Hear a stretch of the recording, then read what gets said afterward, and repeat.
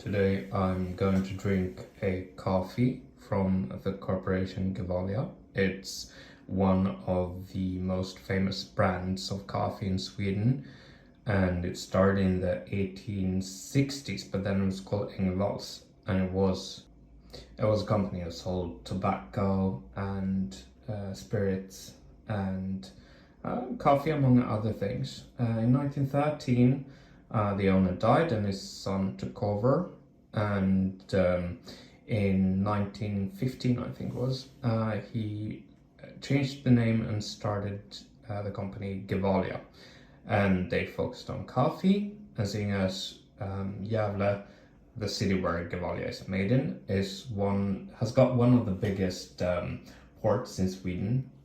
The logistics became easy and it spread throughout the country, and in the 60s it became one of the most drunk coffee in Sweden.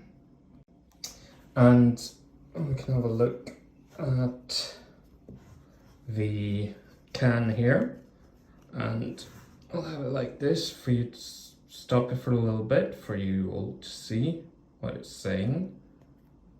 And the price back then in the 60s was 16 crowns, which is about $1.60, which was a lot back then. I think the average salary was about 6,000 or 7,000 Swedish crowns, somewhere around there. I could be wrong. And yeah, that's the quality of it. Sorry, the common salary was 960 crowns a month back then in 1960. Right, let's see if we get any hiss.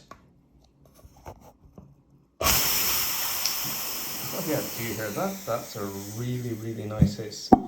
So it's been like, it shouldn't be too bad unless taking too much taste from the metal in the can. So we'll see. So this coffee is supposed to be like boiled, but I'm going to brew it either way. And the smell is actually good for being from the 60s. The smell is absolutely amazing.